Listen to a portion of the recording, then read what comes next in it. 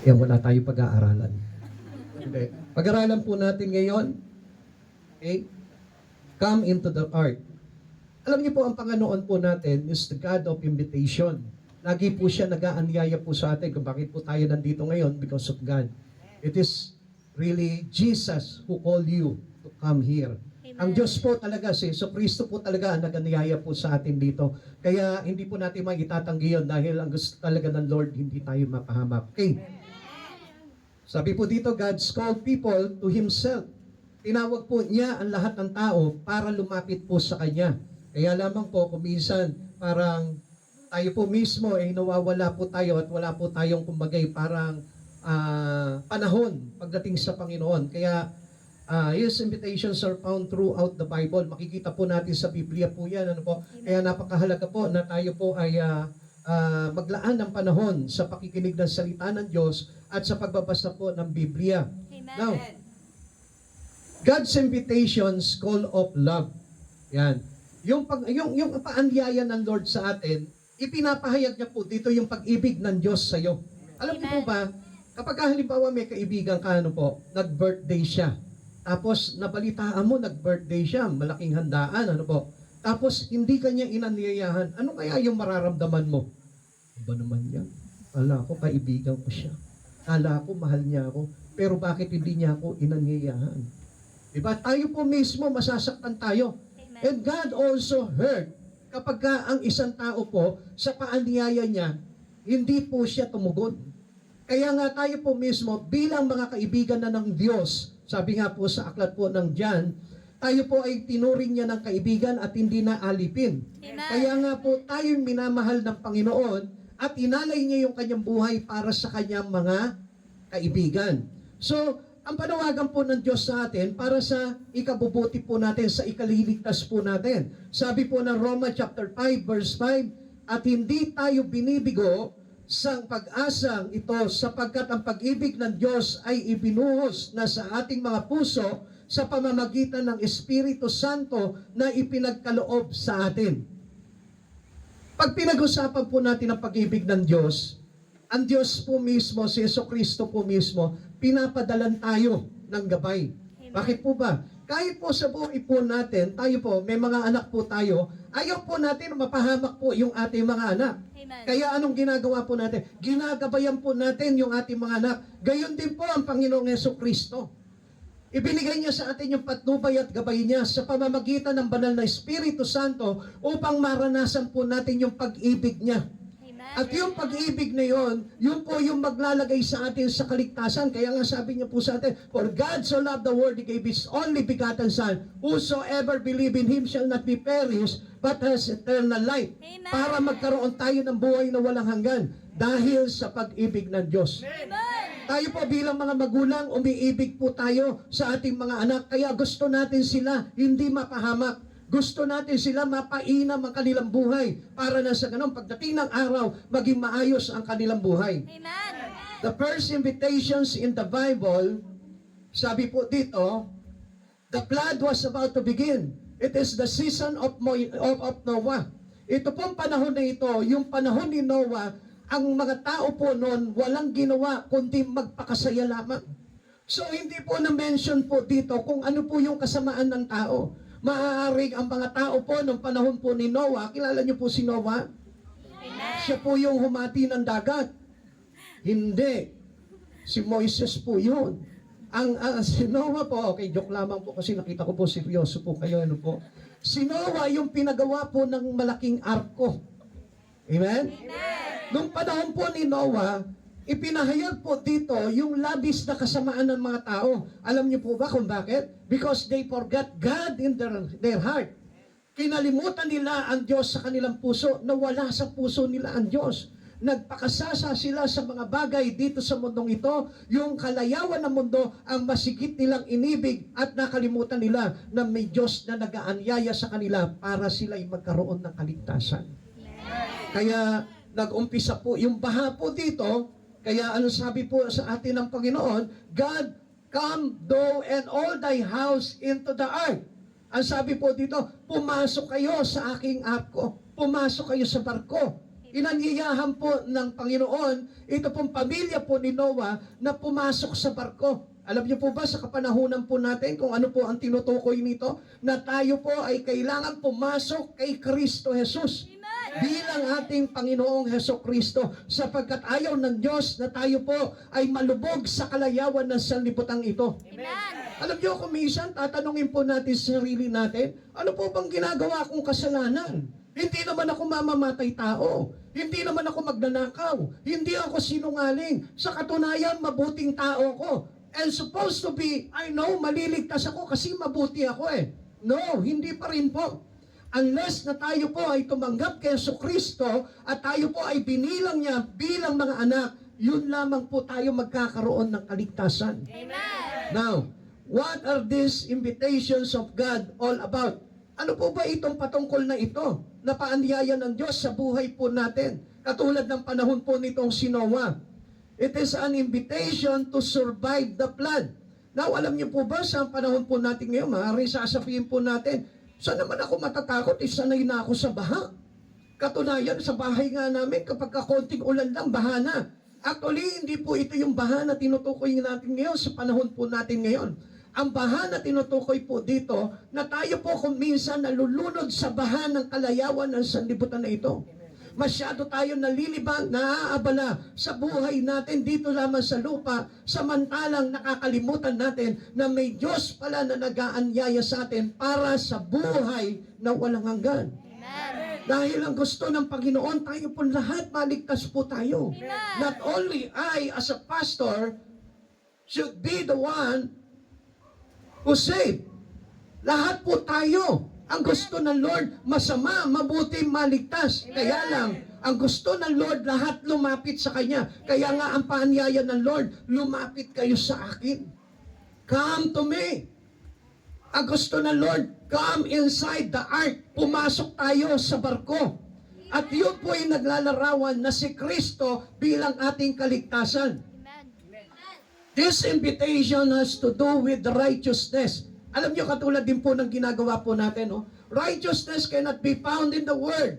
Righteousness cannot be found in daily works of you. Hindi yan makikita po natin, hindi natin matatagpuan ang matuwid na pamumuhay sa mga bagay na araw-araw nating ginagawa po dito. Amen. Because we cannot compromise it with the holiness and righteousness of God, sapagkat ito po ay magkahiwalay. Kaya nga, ang sabi po sa atin ng Biblia, ang sabi po sa atin, ang namumuhay sa laman ay aani ng kamatayan, subalit ang namumuhay sa Espiritu ay aani ng buhay na walang hanggan. Amen. Why you are here today? Because God is calling you. God is inviting you to come into His righteousness. Amen. Alam niyo po ba, ang tao po ay hindi makakapasok sa kaharian ng Diyos without the righteousness in life. Amen. Pag wala yung katwiran na itinuturo sa atin ng Panginoong Heso Kristo. Because whoever received Jesus must be righteous. Amen. Kailangan, habang tayo'y naghihintay ng pagbabalik po ng Panginoong Heso Kristo, tayo po ay nagpapakamatuwid. Paano po ba yung pagiging matuwid? Yung pagsisimba po natin. Isa pong matuwid na bagay po yan. Yung pananalangin natin, pagtawag natin sa Panginoon, isang matuwid na bagay po yan. Amen. Yung ating pakikinig ng salita ng Diyos, isang matuwid na bagay po yan. It cannot be found in your daily works. Amen. Hindi po natin matatagpuan yan sa paglalaba mo. Hindi natin matatagpuan yan sa pamamalengke mo. Hindi natin matatagpuan yan in any works you have daily. Amen. Kaya nga gusto ko po na ipakita po sa inyo dito, ang Diyos na ito, nung panahon ni Noe na ito, ipinakita niya na ang lahat ng mga tao noon, only Noah, the only righteous in the eyes of God. Siya lamang yung nakita ng Diyos na matuwid ng mga panahon na yon. Kaya alam niyo kung bakit? Dahil ito mga tao sa panahon niya ay walang ginawa kundi magpakasasa lamang sa buhay, magpakayaman, magpakasal, magtayo ng bahay, at kumain, uminom, at kung ano-ano lamang yung mga bagay na ginagawa nila noong mga panahon na yon. Sabi po ng Diyos po dito kay Noe, Genesis chapter 7 verse 1, sinabi ni Yahweh kay Noe, pumasok kayo mag-anak sa barko, sa lahat ng tao'y ikaw lamang ang nakita kong namumuhay ng matuwid. Alam niyo po ba kung ano po yung pinakita po dito?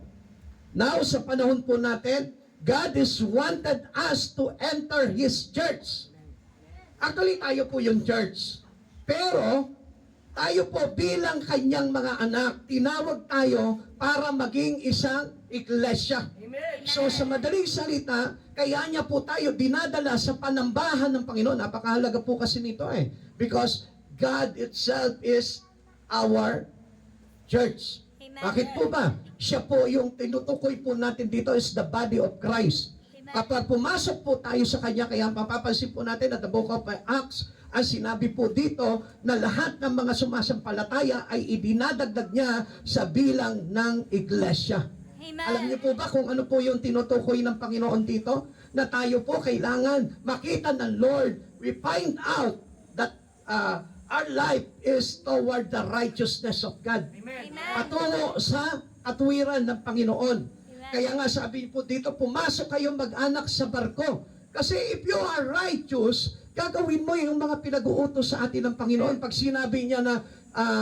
sinabi niya halimbawa sa atin, Hebreo chapter 10 verse 25, na huwag ninyo kaligtaan ng mga pagtitipon, gaya ng mga ginagawa ng mga nauna sa inyo.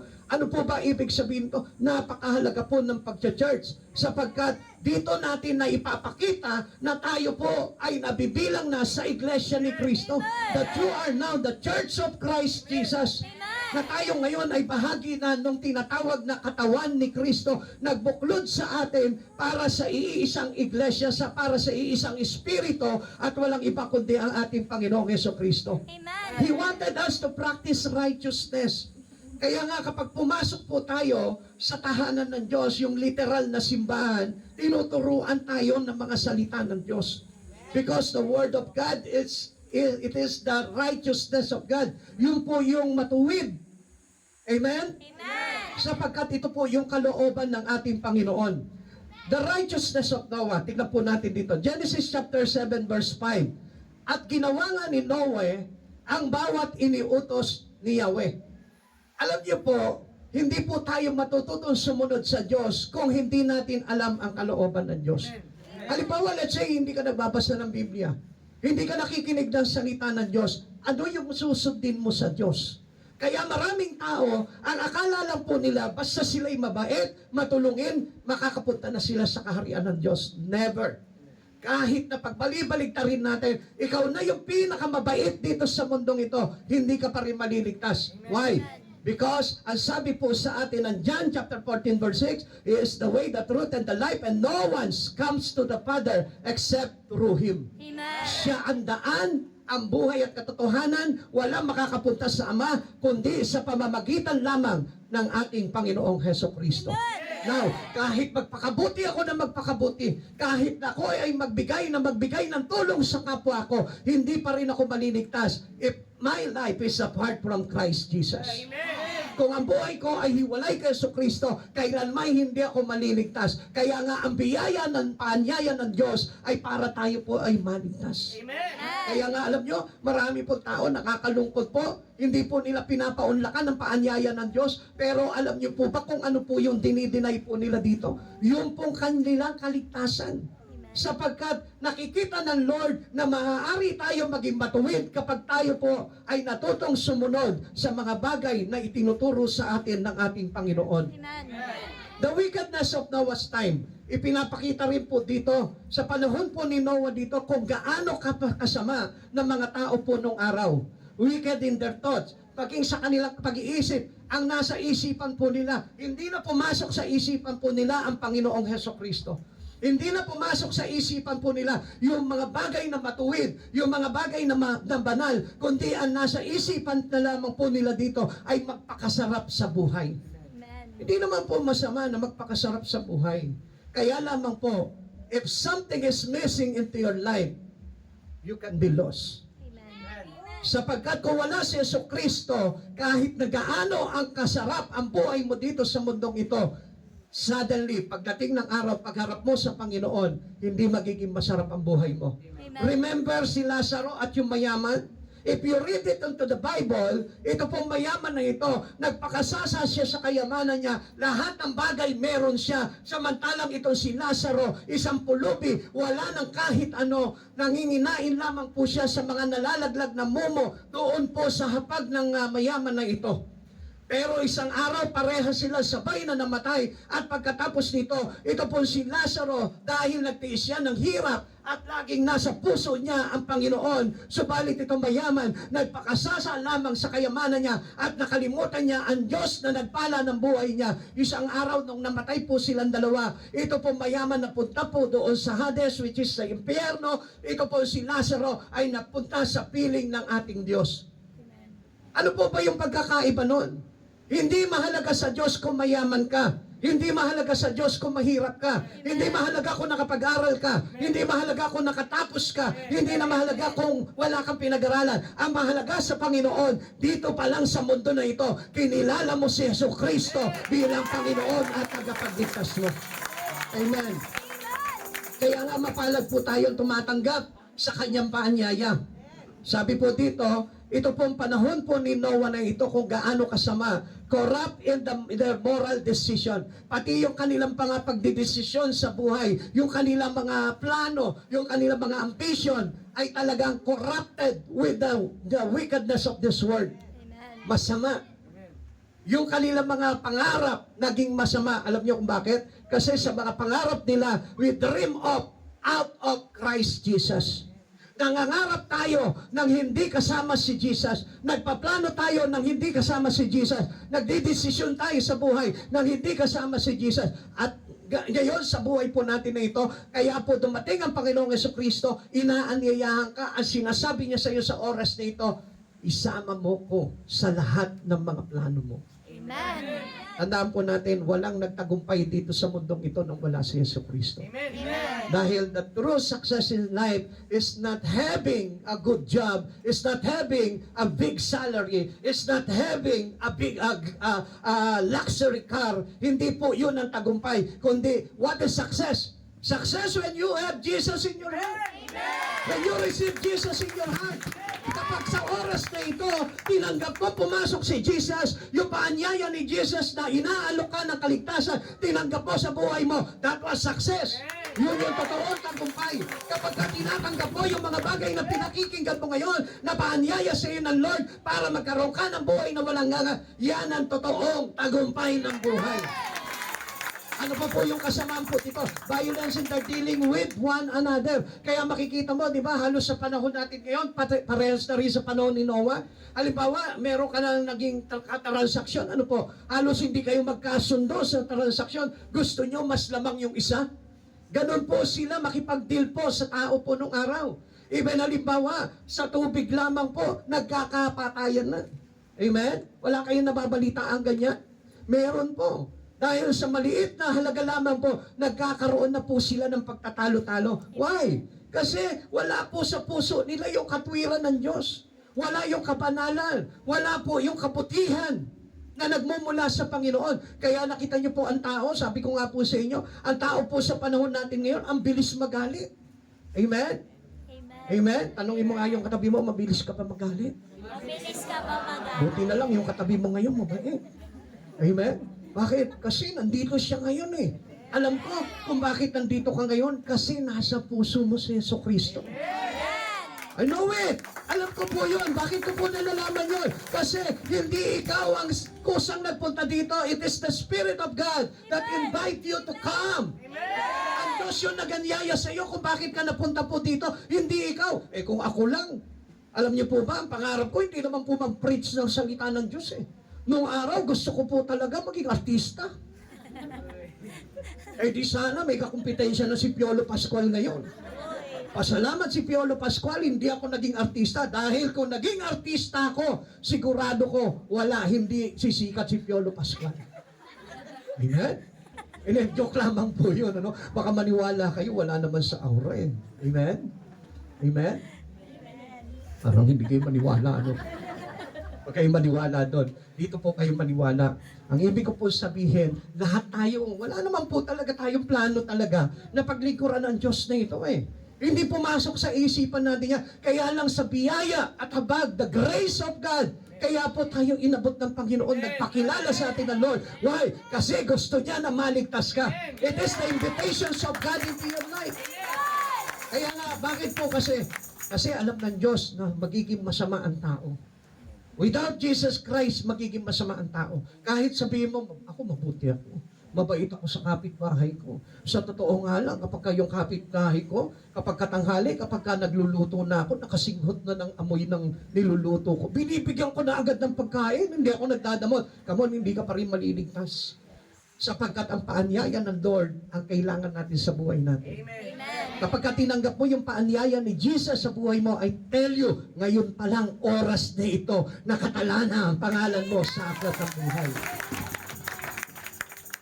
Because judgment follows wickedness. Pag tayo po ay naging masama po tayo sa paningin ng Panginoon, tayo po ay tatanggap ng kaparusahan. Sapagkat, ang sabi po dito, the wages of sin is death. Ang kabayaran ng kasalanan ay kamatayan. Romans chapter 6 verse 23. For the wages of sin is death, but the gift of God is eternal life in Christ Jesus our Lord. Now, kung ikaw man minsan naging masama ka, ano po? Kung minsan ikaw nakagawa ka ng kasalanan, do not worry anymore. Huwag ka nang mabalisa, huwag ka nang mag-alala dahil sa sandali na humingi ka ng tawad sa Panginoon at tinanggap mo yung paanyaya ng Lord, I tell you, I assure you, may kaligtasan ka na. Amen? Sapagkat ayaw ng Diyos talaga na mayroong mapahamak. Sabihin mo sa katabi mo, pag tinanggap mo si Jesucristo ngayon, Pag tinanggap mo si Jesucristo ngayon, may kaligtasan ka na. may kaligtasan ka na. Forget all your sin today. Kapag ka tinanggap mo si Jesus, kalimutan mo na yung mga pangit na nagawa mo, kasalanan po nung araw, sapagkat nilimot na ng Diyos ang kasalanan mo once na humingi ka ng tawad sa ating Panginoong Jesucristo. The grace that Noah found in the eyes of God, sabi po ng Genesis chapter 7 verse 8, sa bawat uri ng hayop, malinis o hindi, sa bawat uri ng ibon at maliliit na hayop. Ano po ito? Pinakita ng Diyos yung kanyang habag. Amen. Amen. Why? Because He want to restore the world. Amen. Actually, alam niyo po ba, kung meron lamang po na tumanggap ng paanyaya ni Yahweh noong mga panahon na yon, hindi po sana nawala ang lahat ng tao po noong panahon na yun. Kaya lang, no certain human tumanggap kay Yahweh noong panahon na yon. Walang katiyakan na tumanggap po yung mga tao po noong araw na yon. Only Noah and his family. Amen. Kaya wala po nakapasok po doon sa barko, kundi ito lamang po si Noah kasama ng kanyang pamilya. Kaya nga yung God's grace is for all. Para sa atin po lahat po yun. Doon tayo naligtas eh. Hindi tayo naligtas dahil tayo yung magagaling. Hindi tayo naligtas dahil mayaman tayo. Hindi tayo naligtas dahil mabubuti yung mga ginagawa po natin. Hindi tayo naligtas doon, kundi tayo ay nagligtas dahil sa kagandahan loob na nag-uumapaw sa ating Panginoong Hesukristo. God grace is for all. Para sa akin yon, para sa inyo yon, para sa mga tao na kahit wala ngayon dito sa oras na ito, para sa kanila rin po yon. Unless natanggapin nila si Jesucristo sa buhay nila, sila po mismo ay itinuturing at ibinibilang na naligtas. Amen? Naniniwala po ba kayo doon? Maniwala ka doon sapagkat alam niyo po, yung pananampalataya natin sa Panginoong Jesucristo ang naglagay din sa atin sa kaligtasan na ito. God's grace is for all. Sabi po dito, grace was offered a man facing judgment. Alam niyo po ba, dahil po sa biyaya ng Panginoon na ito, kahit na tayo, humarap po tayo sa hukuman ng Diyos, basta tinanggap mo ang paanyaya ng Diyos sa buhay mo, may kaligtasan ka. Grace is still offered to sinful people. Grace is the undeserved favor of God. So, undeserved. Pag sinabing undeserved, hindi natin deserve itong kaloob ng Diyos na kaligtasan na ito. Itong biyaya ng Diyos na ito, hindi po ito deserve natin. Hindi natin maipagmamalaki ito, Lord, kaya ako naligtas kasi mabuting tao ko eh. Kaya ako naligtas, Lord, kasi palasimba ako po nung araw eh. Kaya ako naligtas, Lord, kasi palagi ako nananalangin. Come on, hindi po. Sapagkat kung hindi natin tinatanggap ang paanyaya ng Diyos, kailanman hindi po tayo maliligtas. Amen. Sapagkat yung paanyaya ng Diyos, it is invitation to life eternal. Amen. para sa buhay na walang hanggan. Ikalawa, an invitation to take a step of faith. Ito po ay isang paniyaya na tayo po ay humakbang sa ating pananampalataya. How many of us believe in God? Sino po dito yung talaga naniniwala sa Panginoon? Sino yung naniniwala po dito kay Jesucristo? Every one of us. We should believe in God. Because Jesus Christ is the only salvation. Wala na pong ibang makakapagligtas po sa atin yan. Kahit na sino, wala na po. Because Jesus is the only way towards our Father. Kaya tatandaan po natin, step of faith, yung po yung manampalataya tayo sa ating Panginoong Jesucristo. Noah is invited to come into the ark. Nung time po na nagwika po ito po si Yahweh, ito pong ating Ama. Dito po kay Noah, sabi niya, pumasok na kayo sa barko. Lilipunin ko na ang buong sanlibutan. Pababahain ko na. Pauulanin ko 40 days and 40 nights. Kaya pumasok na kayo ng pamilya mo. Genesis chapter 7 verse 1. Sinabi ni Yahweh kay Noe, pumasok kayong mag-anak sa barko sa lahat ng tao'y ikaw lamang ang nakita ko na mumuhay ng matuwid. He wanted people to go in Him.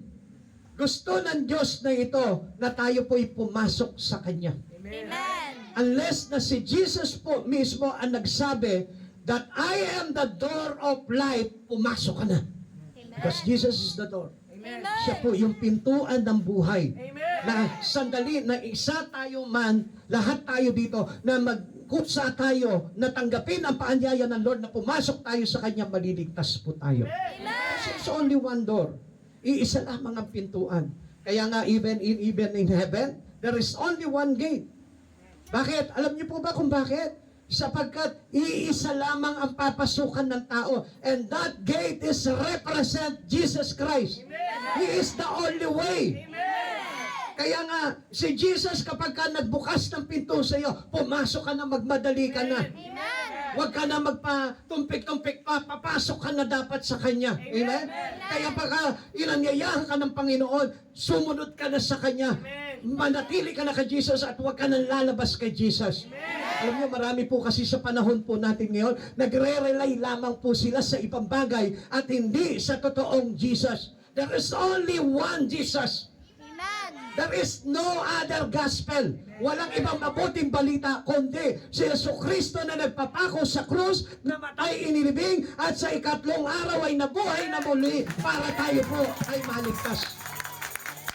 Step into your faith. Yun lamang po yung pangahawakan mo sa buhay mo. Amen. Na dahil sa kanyang pagkamatay sa krus, tayo po ay naligtas. Amen. Noah had built the ark by faith.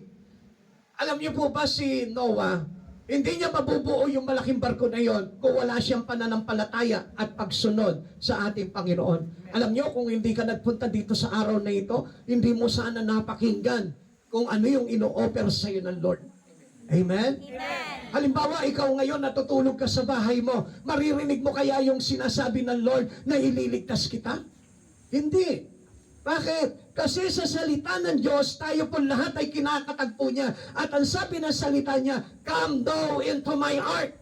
Pumasok kayo sa kanyang barko. Ngayon, ito po yung ating pananampalataya. Magtatanong ka. Amen. Sasabihin mo sa kanya, pag pumasok ba ako dito, maliligtas ka? And that was our faith goes on. Na kapag ka sinabi mo, ay oo, totoo. Pag pumasok ako dito, maliligtas ako. It is our belief. At ang sabi po sa atin ng aklat po ng Roma, walang sino mang nananalig sa kanya ang mabibigo. Amen. And everyone who believes in Christ Jesus never fails. Hindi po kailanman mabibigo ang isang taong nananalig sa Panginoon. Bakit? Because He is the one who promised us salvation. Si Jesus lamang po yun.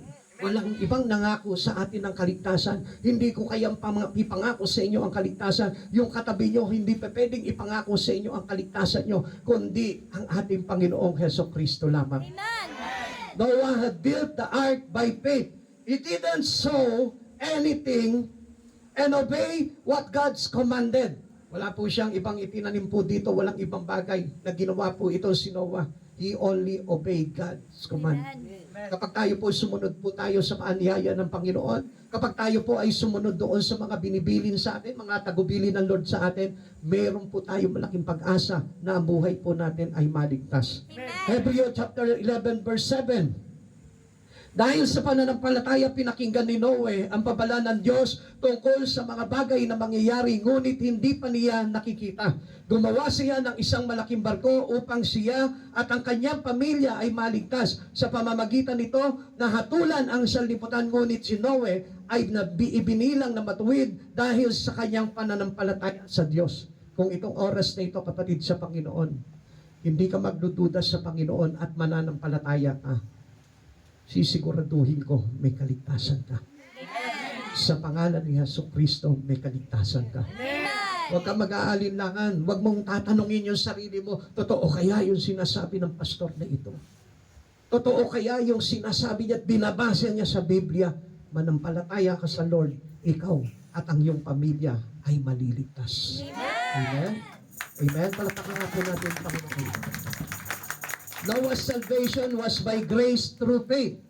Ano po ba yung kaligtasan na ito? Galing sa kagandahan loob ng ating Panginoon. Ephesians chapter 2 verse 8 to 9, sapagkat dahil sa kagandahan loob ng Diyos, kaya kayo ay naligtas sa pamamagitan ng pananampalataya at ito'y kaloob ng Diyos at hindi mula sa inyong sarili. Hindi ito bunga ng inyong mga gawa, kaya't walang may pagmamalaki ang sinuman. Alam niyo mga kapatid sa Panginoon, nung una po ako makakilala sa Panginoon, ay yabang ko.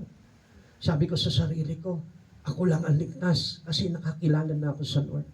Wala akong puso sa mga tao po nung araw. Sabi ko, basta ako, naligtas ako, magsisimba na ako ngayon. Makikinig ako ng salita ng Diyos, hindi po pala ganun po yun. Sapagkat ang totoong nananampalataya ay nagpapakumbaba. Ang totoong pananampalataya ay sumusunod. Ang totoong pananampalataya ay nananalig talaga na ang Diyos na ito ay buhay magpakailanman. Kaya sa oras na ito, kapatid sa Panginoon, yung buhay na Diyos ang nagdala sa iyo sa lugar na ito. I tell you, yun po ang katotohanan sapagkat si Jesucristo po mismo, nung mga panahon pong iyon, naranasan ko po sa buhay ko. Noong time na ako hindi nananampalataya sa Panginoon, dumating sa akin ang tinig ng Panginoon na nagsasabi sa akin, lumapit ka sa akin, manampalataya ka sa akin, aayusin ko ang buhay mo. Ang gulo ng buhay ko po nung araw. Dakilang adik po ako ng araw. Nagbebenta po ako ng shabu po nung araw. Hindi niyo po iisipin na ang isang katulad ko po nung araw ay isang alamak sa droga. Pero, noong time na dumating sa buhay ko ang Panginoong Jesucristo, He restored my whole life. Amen. Lahat ng bagay na masama sa buhay ko, inayos ng Lord yan. Then, I believe in Christ Jesus dahil alam ko na pinangyari niya sa akin yung mga pagbabago na yon. Ngayon, mga kapatid sa Panginoon, this is my deal to you. Kung ikaw mismo maniniwala ka kay Jesucristo, tatanggapin mo siya, makikita mo, babaguhin niya ang buhay mo. Lahat ng pangit sa buhay mo, aayusin ng Lord. He makes you righteous. Ano sabi po ng Biblia? Dahil sa inyo mga pananampalataya, kayo ay itinuring na matuwid. Amen. Kaya nga, dahil sa pananampalataya natin, tayo po ay naligtas. At wala pong pag-aalinlangan na tayo po ay kayang iligtas ng Panginoon sa buhay po natin. We are saved from the wrath of by faith in Christ. Maging impuot ng Diyos. Sabi po nila, mabuti ang Diyos, hindi tayo hahatulan ng Diyos kahit kailan. Ang Diyos hindi po humahatol sa tao yan. Ang Diyos hindi tayo pababayaan yan. Yes, totoo po yan. It is the grace of God. Pero the other side of God, hindi nakita ng tao na ang tao kapag ka nagpakasama na lamang sa bundok ito, may parusa, may puot ang Diyos na naghihintay sa Kanya. Kaya nga wala po tayong choice kundi tayo po lahat tanggapin natin si Jesucristo para maligtas tayo. Why Jesus came here?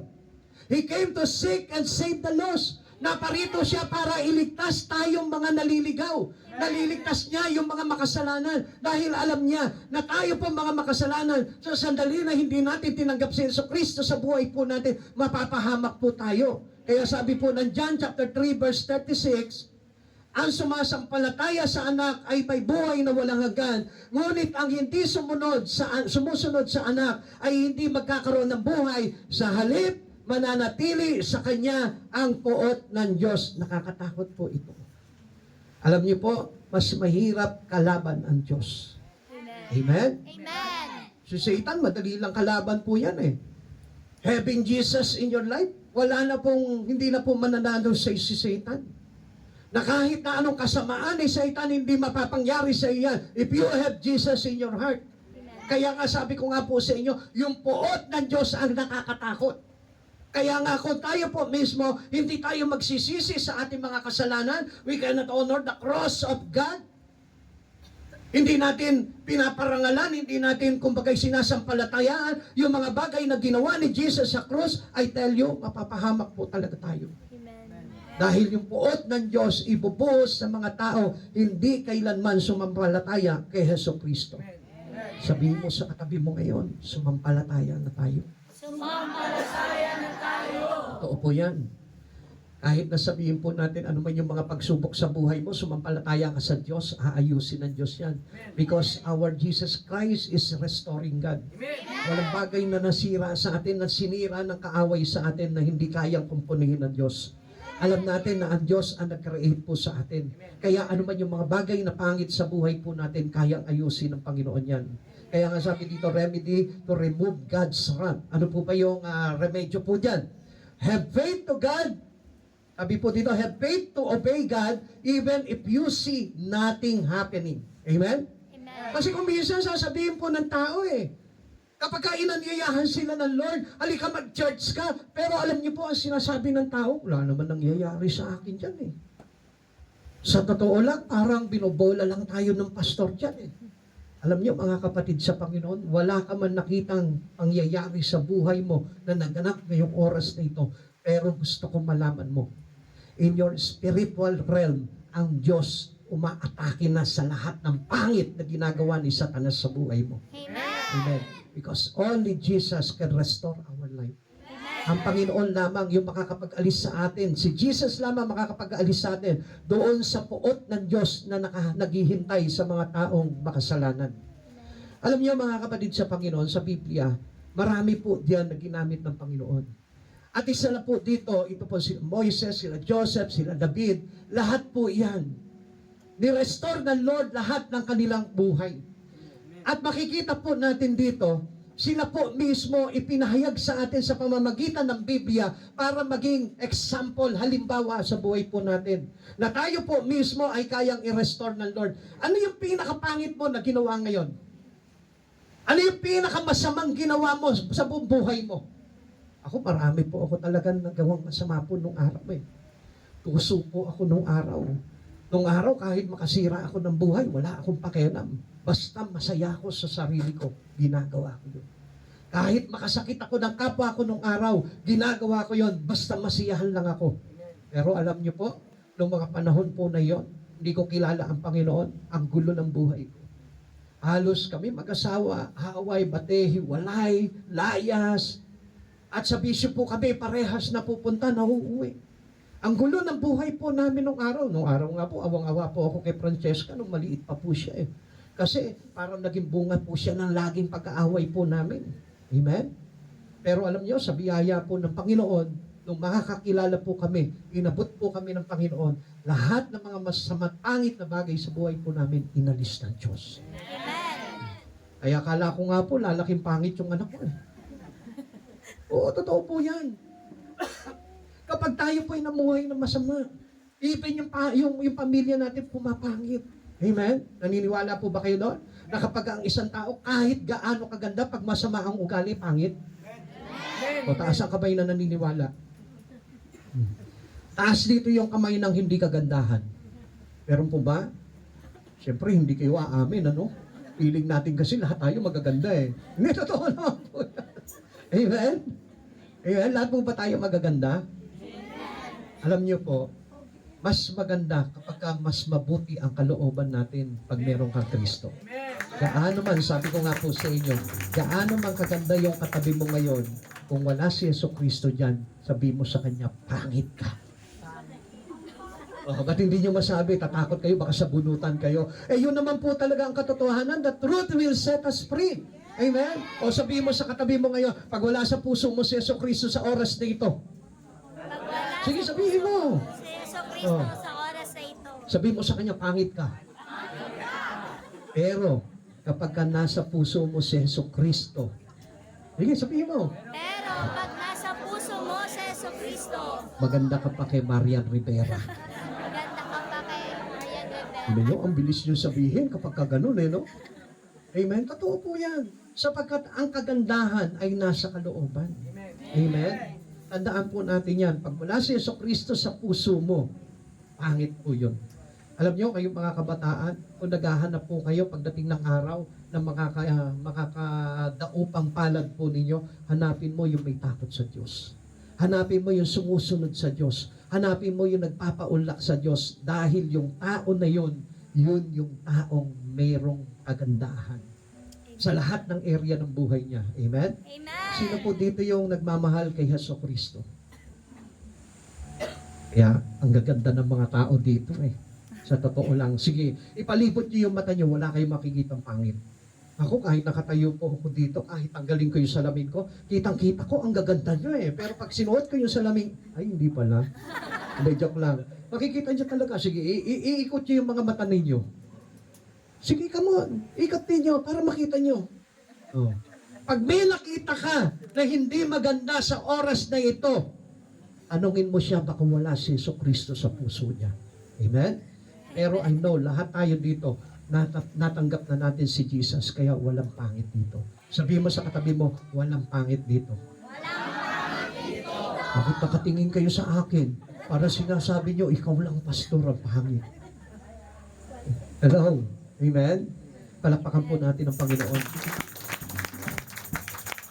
Sapagkat alam nyo po ba, ang Diyos po ang nakakapagpangyari ng lahat ng bagay sa buhay natin. Pangit man yung nakaraan mo, kayang ayusin ng Diyos po yan. Bakit? Sabi po ng Luke chapter 1 verse 37, sapagkat walang anumang bagay na hindi kayang gawin ng Diyos. Magagawa ng Diyos lahat ng bagay sa atin. What is impossible to man, possible to God. Lahat ng bagay na imposible sa tao, posible sa Diyos. Kaya lahat po yan kayang ipangyari. And the last, sabi po dito, an invitation to Noah's whole family. Yung paanyaya po dito kay Noah at sa kanyang buong pamilya. Actually, alam niyo po, nandito ka ngayon. Sino po dito yung pamilya nandito ngayon? Pamilya. Yung kahit nakasama niya lang yung anak niya, asawa niya. Sino po dito? Tingnan niyo po. Bakit? Kasi ganito ang gusto ng Lord.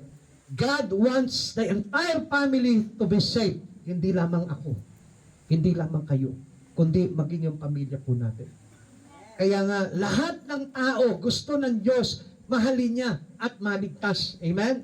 Sabi po ng Gawa chapter 16 verse 30 to 31, sila ay inilabas niya at sinabi, mga Ginoo, ano po ba dapat kong gawin upang ako'y maligtas? Sumagot naman sila, sumampalataya ka sa Panginoong Jesus at maliligtas ka, ikaw at ang iyong sambayanan.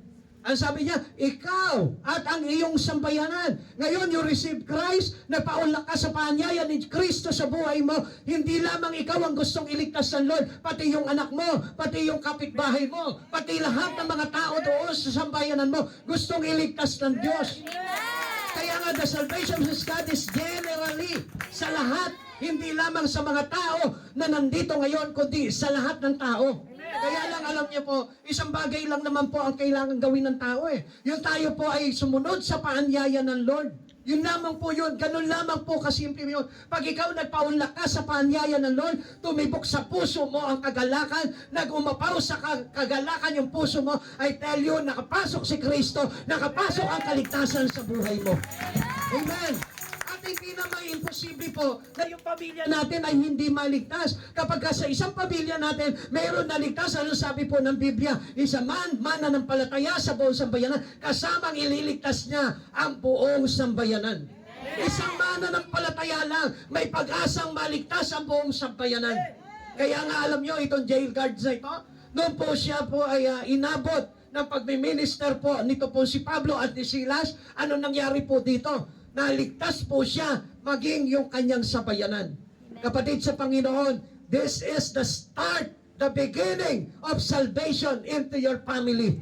When you accept Christ Jesus, pag tinanggap mo ngayong oras na ito si Jesucristo, hindi lang ikaw ang maliligtas. There is possibility na maligtas yung anak mo, maligtas yung asawa mo, maligtas yung pinsan mo, maligtas yung lolo mo at lola mo. Lahat sa sambayanan mo, maliligtas yan. Kung tatanggapin po nila si Jesucristo.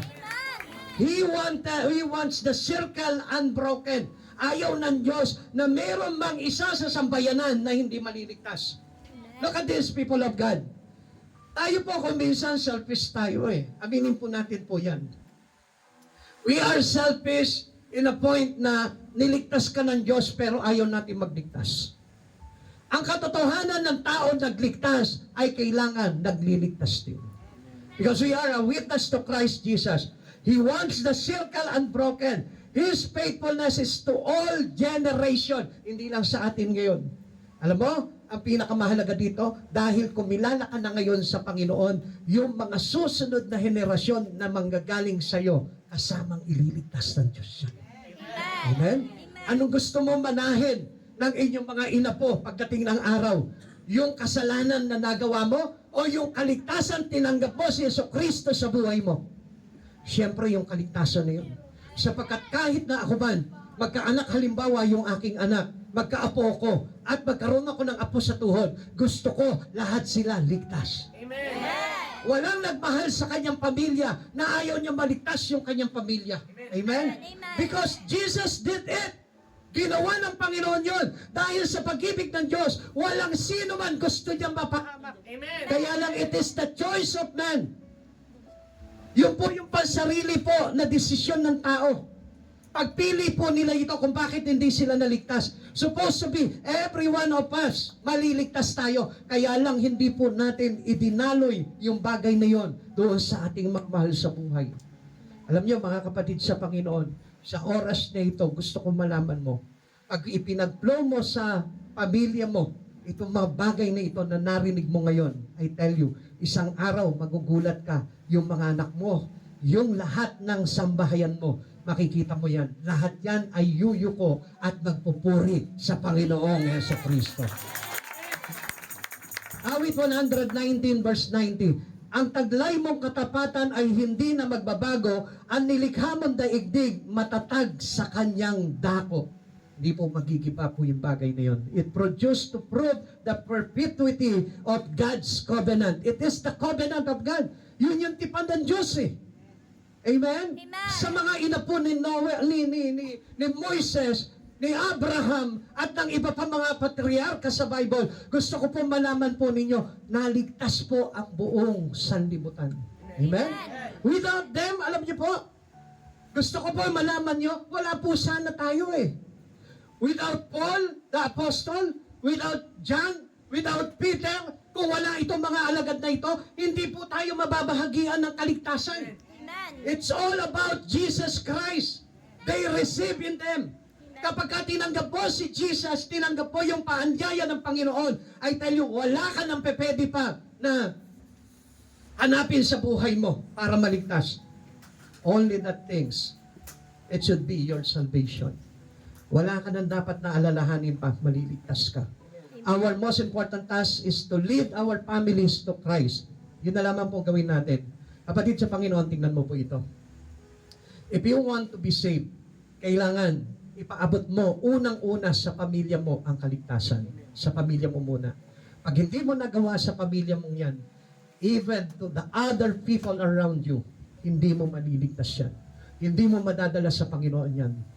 You should be the example to your family. Accept the invitations of God. Then, show it into your family. Makikita mo. Magiging ganap lahat ng mga bagay na yan sa buhay mo. At ikaw mismo, makakatiyak ka sa kaligtasan na yon. Alam niyo, sa panahon po natin ngayon, marami po mga nagsasabi, they are Christian or receive Christ Jesus, pero hindi mo makita po sa kanila yung bagay na yon. They want to share the Bible, they want to share their knowledge, but only that was a knowledge. Alam niyo, hindi naman po kailangan ng karunungan para maligtas tayo. Only, sabihin mo lang sa kanila na ang kaligtasan ay mula kay Jesucristo. Ganun lamang po yun. It is the sound of doctrine. Yung ipahayag mo yung mabuting ginawa ni Jesus para maligtas tayo sa mga tao, sapat na po yun. We don't need any knowledge. We don't need the knowledge of this word. Isa lamang po ang kailangan natin. Manampalataya ka kay Jesucristo, maliligtas ka, ikaw at ang iyong sambayanan. Amen. Now, our most important task is to lead our family to Christ. This can be difficult. Napakahirap po nito kumisan eh. Kasi sila mismo kilala ka nila eh. Especially, alam nyo, kapag ikaw masamang tao ka before, hindi ka nila papaniwalaan eh. Pero, once na sila mismo na-encourage mo, nadala mo sa Panginoon yan, ibig sabihin yan, dumaloy na sa iyo yung Espiritu ni Kristo. At yun yung Espiritu ng kaligtasan na ibinabahagi ni Jesucristo sa pamilya mo. Amen? Will give us wisdom and power to do it. Ang Diyos po magbibigay po sa atin yan. Kaya mga kapatid, sa oras na ito, magkaroon ka ng kagalakan sa puso mo na tanggapin si Jesucristo. Ano mang bagay na naranasan mo at napakinggan mo sa oras na ito, I know Jesus was there inside of you.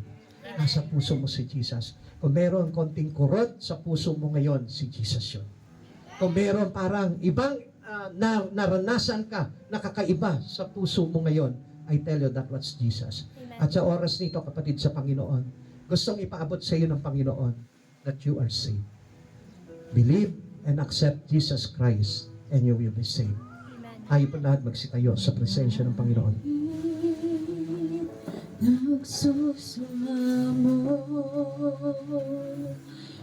Kapatid, sa oras na ito, kung tinatanggap mo si Jesucristo sa buhay mo, malaya ka na ipikit yung iyong mga mata. Itaas mo yung iyong mga kamay. Kausapin mo ang Panginoong Jesucristo sa buhay mo. Ako naniniwala po ako na sa sandali pong ito kinakatagpo ka ng Panginoon. Bakit hindi mo ipagtapat sa Kanya ngayon kung ano yung mga bagay na parang nagiging kaguluhan sa isipan mo, nagiging pag-aalinlangan mo para maligtas ka? Sabi mo sa Lord, tanungin mo sa Lord, Lord, ito po ba mga past na kasalanan ko ay kaya mong baguhin sa akin? I tell you the truth. Gagawin sa iyo ng Panginoon yan. Come on, let us give praise to Him.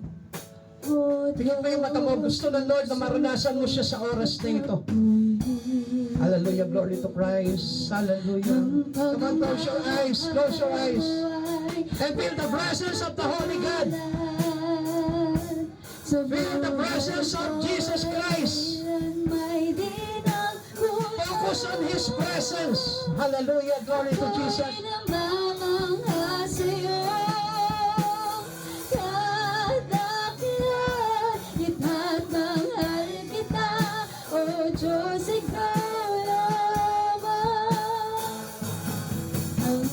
Sige, kausapin mo ang Panginoon sa oras na ito. Aminin mo sa Kanya lahat ng mga pagkakasala mo. Panginoon, patawarin mo ako. Isingin mo sa Kanya. Huwag ka mahiya. Gusto ng Diyos na ipatawad sa iyo lahat ng pagkakasala mo. His grace is sufficient for all our needs. Hallelujah, glory to Jesus. Ang pagmamahal mo ay walang katulad. Yes, Lord, hallelujah. Sa buhay ko ay kailan may di nakulang. Ako'y namamahal sa'yo. Kada kinang itatanghal kita, O Diyos, ikaw lamang. Meron lamang po akong gusto na ikwento po sa inyo. Nung ako po ay inabot ng Panginoon, katulad po ng sinabag po sa inyo po nung panahon na yon. Ako po panay, nung mga panahon na yun, wala akong simpatya talaga sa Diyos. Alos minumura ko nga po ang Diyos. Isinusumpa ko nga po ang Diyos sa buhay ko dahil sa mga bagay na nararanasan ko. Sabi ko po nung araw, kung may Diyos, bakit ako naging masama? Kung may Diyos, bakit ako naging adik? Kung may Diyos, bakit ang dami kong bisyo na kasamaan? Alam niyo po, dumating po yung time na kung saan lulong na po ako sa droga. Na lahat ng gamit namin sa bahay, ay nagbibili ko para lang makabili ng droga. Sa araw-araw, hindi pa pwedeng wala po ako tama ng drugs na ito. Kapag ako'y walang tama ng drugs na yun, nagwawala ako. Nangaaway ako ng mga kapitbahay namin, nangaaway ako ng mga kaibigan ko. Naaway ko po lahat yan. Hanggang sa dumating yung time na yung aking ama, yung aking tatay, halos iniiyakan na po talaga ako dahil sa kasamaang ginagawa ko. Alam niyo po ba, noong time na yon, nagkasakit po yung tatay ko, na-stroke po siya. Naging critical po yung kondisyon niya. Pero nung time na yon, ako pa rin yung hinahanap niya. At doon ko nakita yung kabutihan ng aking tatay noong mga panahon na yon. Na kahit gaano masama ang hangad niya, mapabuti pa rin ako. Sabi niya sa mga kapatid ko, ako lamang po yung wala sa ICU po noon dahil naghihingalo na po yung tatay ko. Sabi nila, hanapin niyo si Renante. Dali niyo dito. Gusto ko siya makausap. Noong time na nalaman ko yun, parang isang pagdurog sa puso ko na ang isang tatay na kahit na anong kalabisan na ginawa kong kasamaan sa kanya, pero ako pa rin po yung hinahanap niya. Nung pagpunta ko po sa ospital na napipilitan lamang po ako, paglapit ko po sa tatay ko, sabi niya, Renante, ikaw ba yan? Kasi hindi na po siya makadilat po noon, hindi na rin po, hirap na pa rin po siya magsalita. Sabi ko, opo. Sabi niya, gayahin mo yung kapatid mo. Maglingkod ka sa Diyos. Talikuran mo lahat ng kasamaan mo. Alam niyo po, parang may kumurot sa puso ko. Nasundin po yung bagay na yon. At sinabi ko po sa papa ko, pa, magbabago na ako. Kasi sawan-sawa na rin po ako doon sa pagsubok ngayon. Sawan-sawa na rin po ako sa kasamaan. Sabi ko sa papa ko, pa, magbabago na ako. Isang patak ng luha ang tumulo po sa kanyang mata. At pagkatapos po nun, nalagot yung kanyang hininga. Nawala na po siya. At nakita ko po, nabanaag ko sa kanyang pisngi na nakangiti po siya nung namatay siya. Alam niyo, doon po nagpakita sa akin ng Panginoon. Doon na-express sa akin yung pag-ibig ng Lord. Sabi ko, kung ang tatay ko na ito, na halos nagawan ko ng pagkakasala, ng kasamaan, na halos laging konsumisyon ako palagi sa Kanya, hangad pa rin yung kaligtasan ko. How much more Jesus Christ? How much more the Lord who's willing to save us all? Kapatid, sa oras na ito, gusto ko malaman mo, mahal ka ng Diyos. Bakit nandito ka? Dahil iniiyakan ka ng Diyos. Gusto ni Jesucristo na maligtas ka at hindi ka mapahamak. Dahil ang pagmamahal ng Diyos ay sukdulan at wagas para maligtas po tayo. Kaya sa oras nito, pasalamatan mo ang Panginoon. Sabi mo sa Kanya, Lord, salamat sa paanyaya mo. Paanyaya ng kaligtasan mo sa buhay ko, Lord. Come on, magpasalamat ka sa Lord. Huwag ka mahiya. Kung gusto mo umiyak, sige umiyak ka. Huwag ka mahiya.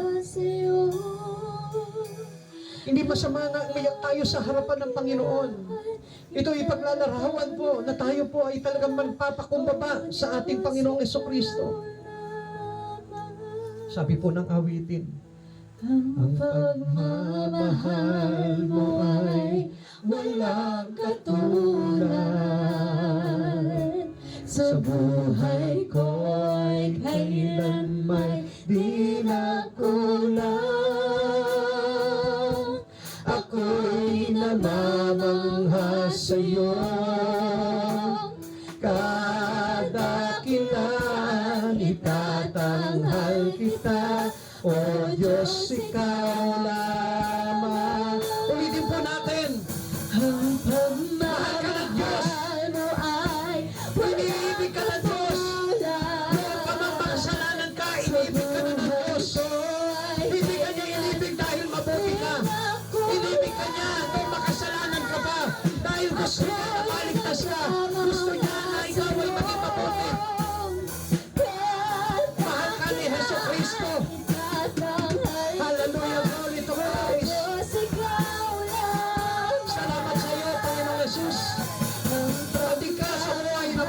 isa. Salamat sa iyo, Panginoong Jesus. Patuloy mo kaming inaabot sa aming mga kalagayan.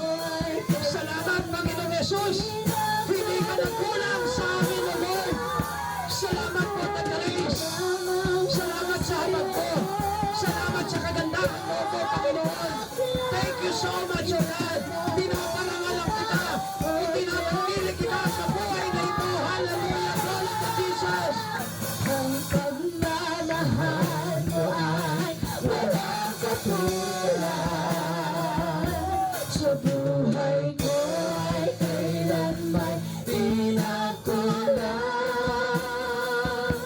Ako'y nalalangas sa'yo.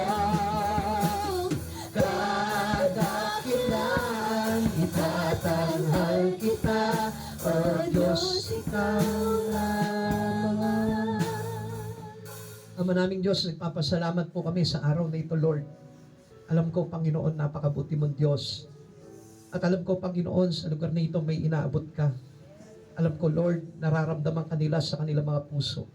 At batid ko, Panginoon, kung paano mo ko inabot nung kalagayan ko nung araw, Lord. Meron ka rin inaabot ngayon sa oras na ito, Lord.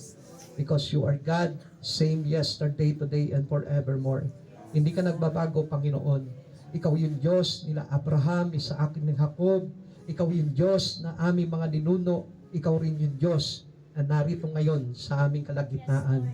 Panginoong Jesus, dalangin ko po, Lord, na patuloy kang magibayo sa kanilang mga buhay, O God. Magpakilala ka ng todo, Panginoon. Lord, hayaan mong ikaw yung Diyos, Panginoon, na tanggapin nila sa kanilang mga buhay, O God. Ano man yung mga kasinungalingan from the past na naitatak sa kanila, na ituro sa kanila, Panginoon, tanggalin mo po ito.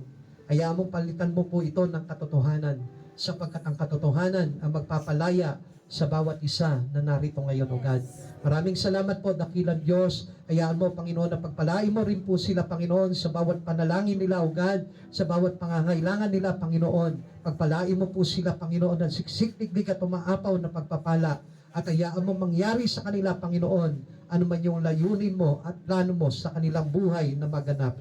Salamat po, dakilang Diyos. Ingatan mo po kami lahat sa aming mga pag-uwi, sa lahat ng aming pupuntahan, maluwalhati kami makarating at makauwi sa aming mga tahanan, O God. Ihatid mo po kami ng libo-libo mo mandirigmang anghel sa langit na siya magbabantay po sa aming mga daraanan. Hawiin mo po anumang mga gawa ng kaaway, O God, upang ligtas kami makarating at makauwi sa aming mga tahanan. Salamat po, dakilang Diyos. Pagpalain mo po ang lugar na ito. Pagpalain mo po ang tahanan ng aming kapatid, O Lord, na nagpapagamit ng lugar na ito, Lord. Hayaan mo na makita nila, Panginoon, anumang bagay na ipinapagamit nila for the glory of you, Lord. Susuklian mo po ito ng kagandahang loob mo, Panginoon, sa kanilang buhay. Maraming salamat po, dakilang Diyos. Pagpalain mo po ang bawat tahanan ng mga narito ngayon, O God. Hayaan mo sumagana sa pagpapala, Panginoon, ang kanilang buhay. Spiritually, O Lord, materially, financially, O God. Hayaan mo na makita nila, Panginoon, na ang tao habang lumalapit sa iyo ay mas lalo namang gumaganda at umaayos ang kanilang buhay. Salamat po, dakilang Diyos. Sa iyo ang dakilang kapurihan, sa iyo ang karangalan, sa iyo ang lahat ng aming mga pasasalamat sa tanging pangalan mo po lamang in Jesus' name. Amen and amen. God bless you all po. Pagpalain po kayo ng Panginoon.